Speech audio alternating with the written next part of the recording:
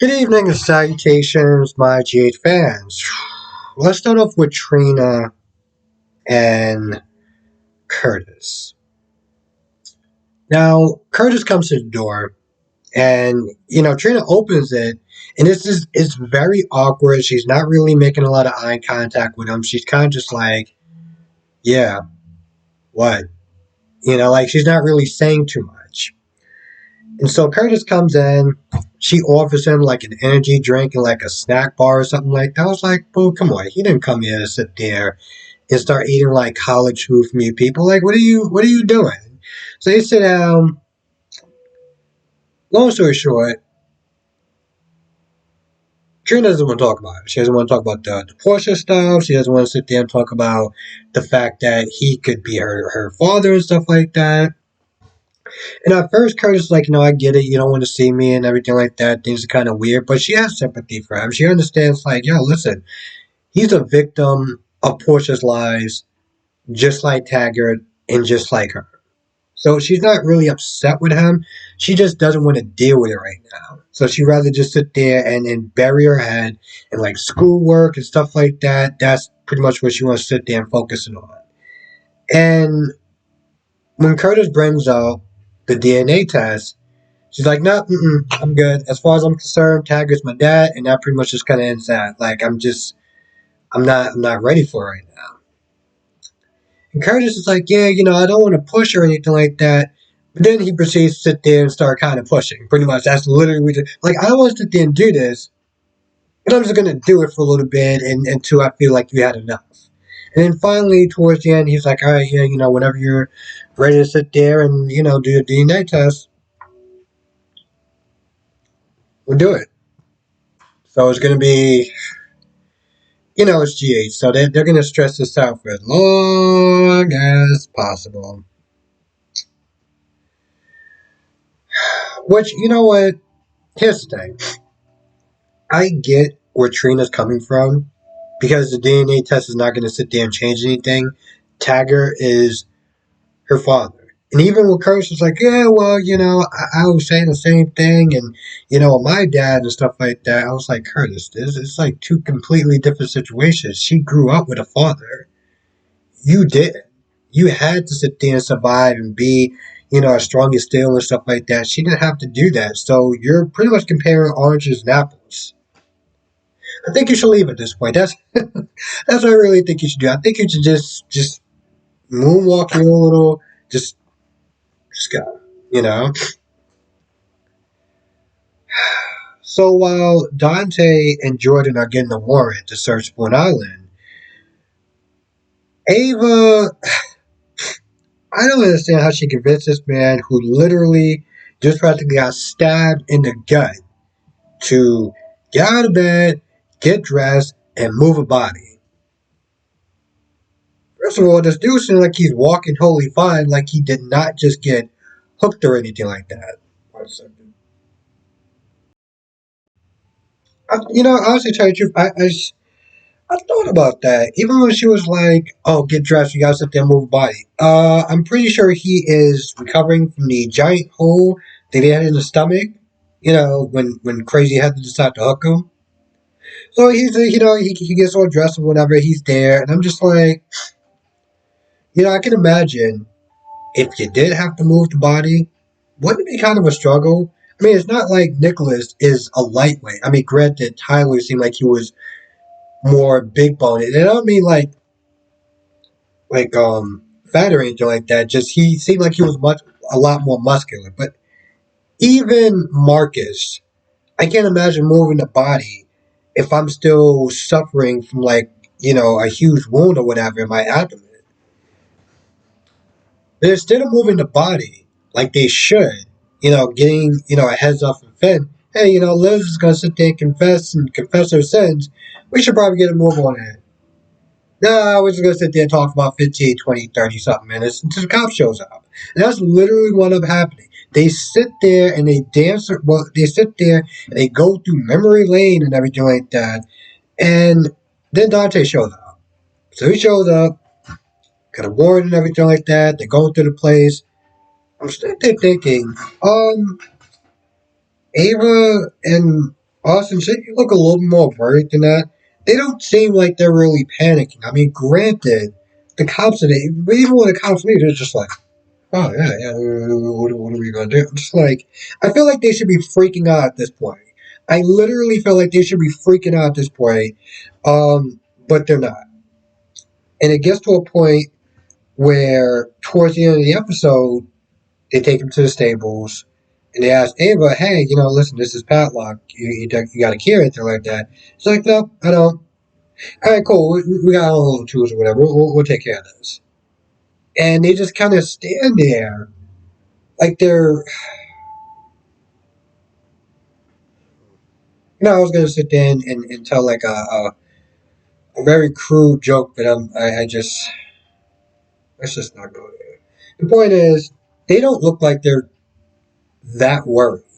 They really don't. They really don't look like they actually have panic on their face. Like they just don't. So it's about to open. They start to open it, and then of course, you gotta wait to um next episode to find out.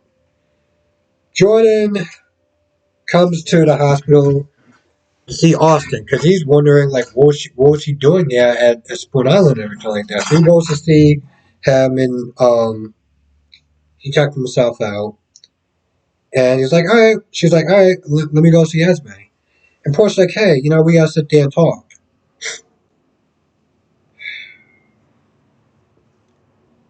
It's like everyone just decided to just be nice to Portia today. Well, I mean, not today, but these past couple of weeks, everyone just decided to just sit there and say, oh, Portia, it's okay. I mean, you only lied to like 3 people for 19 something years. Okay, I get it. Curtis really didn't count because, he left with it. Well, Curtis is 2 years. You got Taggart and you got Trina that you practically lied to for about 19 something years. All the times that Portia was like, you need to mind your business. You just here after my man. And Jordan is just like, well, here's the thing. Portia is like, you know what? You're right. I'm a coward. I'm selfish. Check, check. What else? Keep going, sweetheart. I'm loving this. So she starts sitting there just owning up to her part and sitting there saying that she was sitting there trying to protect herself. And Joy's like, no, you're not a coward. What the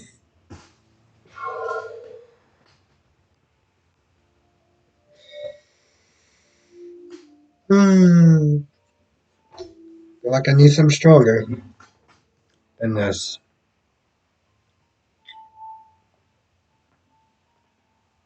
Portia's like, after everything that went down, why are you defending me?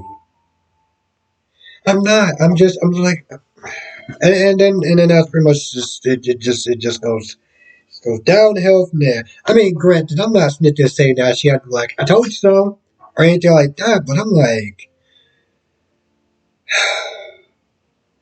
she gave you all sorts of attitude left and right, and now, yeah, I honestly I thought they were going to hug at that point. I almost want to break the remote controller. If they actually hugged, I think, I swear I almost would have felt like I want to break the controller. I would be like, are you kidding me? She yelled at you, gave you attitude left and right, and you practically want to sit there and give her a pat on the shoulder? Like, boo, it's cool. You're a good person. This, that, and the third. I'm not saying that she's a devil. But I felt like they were about to start holding hands, just being besties. Like, I'm not there for that. But you know what? I wasn't there for a lot of stuff, and they did it anyway, so whatever. Um,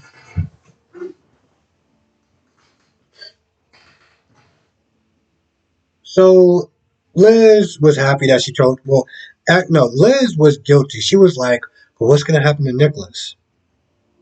Nicholas left you with the bag in your hand. Well, why are you, I mean, I get it, they were friends and stuff like that, but she's like, what's going to happen to Nicholas? I'm sorry, because I'm pretty sure he didn't have that consideration for you when he could have called up any doctor. This dude is rich. He could have called up any doctor.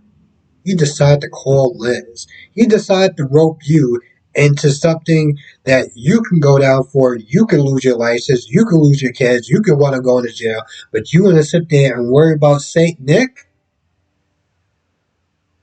Okay, bro. Sure. Now, Lisa was there at the hospital. Nina was there, and Lisa was like, "Hey, I decided to get tested and stuff like that. And if I'm a match, we're gonna sit there." And she said something as far as rub it in Carly's face, which I don't understand how that actually works. As far as revenge, I'm like, there is tons of things I could think of as far as revenge, and that whatever you just said, that didn't factor into it at all. Yeah, she was like, yeah, I got tested and stuff like that. And she was like, yeah, well, she was really happy and stuff like that. I'm sitting there thinking, Nina, is there a reason? And here's the thing. I get it. Everyone's like, oh, well, she was grieving this, that, and third. I'm like, listen, there was a point where Jason and Liz were grieving over Jake. But they needed something from Jake to save, I think, Jocelyn's life or something like that. He was like, I need this. And Liz slapped him. He was like, I need this. This is going to save her life. Oh, no, I mean, whatever you could do may save my daughter's life, but I get it. You got that whole, grieving thing going on, so why don't you just, yeah, I'll come back in a couple of days and I'll sit there and try. I don't understand. I understand that people sit there keep saying, she was grieving. She was grieving. That's why she didn't sit there and think of it. Even if that was the case, which, okay, fine. I don't fully buy that. Why was nobody else in there asking that? Like, no one sat there and asked that. You, okay, now, at some point, well, first, Ulbrich is interrogating Finn about Liz and where she's at, because Scotty's there to sit there and help her out in her legal woes or whatever. Long story short, Finn is, I guess he's kind of worried about the backlash that's going to happen when Liesel finds out. Scotty is a little bit too. Actually, I don't think he is. Well, he starts to be, but he's like, well, because he gets to a point where he meets up with Nina and Ulbrich. And he's, they're talking about the good news and everything like that. Well, the potential good news. And, Liz was like, oh, distract me with something. So, like, what happened with this whole case or whatever with Liz? I was like, you really shouldn't be saying anything. I'm pretty sure that falls under client privilege and all the rest of that jazz. You really shouldn't be saying anything. Oh, well, it wasn't really too much of a big deal. And I'm just like, why? I don't know, for some odd reason, Scotty always reminds me of my dad. I don't know why. I don't know why. I don't know if it's lately, but he's just been reminding me of my dad. Um, but anyway, he pretty much like, well, you're gonna find out this anyway. Okay, we'll let her find out about it later on. And because she's upset about the fact that somebody knew that those hook attacks wasn't by Esme, and they didn't say anything. By not saying anything, it by not saying anything, the cops are sitting there looking in the wrong direction. Now, what I don't know is if Ulbrich knows that the only reason why Britt actually ran to the docks was to save Jocelyn. Remember Jocelyn, the girl that uses people like a toilet seat? How she decided to ditch her bodyguard. There's an active killer that is running around Port Charles, but she decided at nighttime by herself that, it's a really good idea. Let me not have my bodyguard with me. I mean, yeah, sure, the hook killer seems to be coming after people that's close to Trina, and, since I'm besties, most likely they'll come after me. No, I'm too angry at Sunny to. I know I went on a long tangent, and I didn't mean to go that far, but what Josh did still annoys the living life out of me. But with that being said, if she finds out that it was Joss, and granted, she's probably not going to ever find out that Joss decided to ditch her security to be an open target, I'm pretty sure she'll be upset with Joss as well. Of course, Joss will sit there and start crying, and she'll be like, she'll do her whole, crying sob story. And if it wasn't for me, da da da da da da da. Yes, if it wasn't for you, but it's because of you that she's, dead. So, just saying. I'm not gonna lie. If I actually spilled that soda on me, I wouldn't have redid this. Like, I'm being dead serious. Oh, yeah, but I wonder what Ulbrich would sit there and think about that situation. Oh yeah, Sasha was there. I almost kind of forgot about her. Sasha, Willow, and Michael, just more depressing scenes, and she's making a video where she's not going to be there anymore, and then they talk about their wedding, and Willow wants to then get rid of her necklace. Sasha decides to keep it for like maybe later on, and they're going to dance at their wedding, and times are going to be running out, and blah blah blah blah. I'm gonna be honest. This is literally the least interesting storyline so far. I mean, granted, Willow has never been interesting for me. I know people, and that's the thing I always find really funny about some people. People are just always like, "Oh, I don't like her with Michael. She's so boring and stuff like that." It's like, well, she was with Chase. She was the same character. Like, I guess people just felt them cute together. But let's be honest, it would have been the exact same thing. You just not dealing with Michael, which a lot of people don't like Michael anyway. So it made more sense to put two people together that a lot of people don't like, and it's just a lot easier to just dislike both of them. But yeah, that was about it. Just and while he was there, he didn't really do too much of anything. I'm gonna be honest. You can just fast forward past their parts. She does talk about Nina, I guess. I'm not even gonna lie. I don't even remember. Yeah. Oh yeah, and yeah. Willow wanted to get rid of the necklace, and yeah, that was pretty much about it. Their scenes didn't really go anywhere. It didn't really matter. This seems kind of depressing to be honest. I mean, again, when you're dealing with a situation like you know cancer and stuff like that, it's going to be depressing, no matter who the character is. No matter if you don't even like the character, it's going to be depressing. But that's just my guess.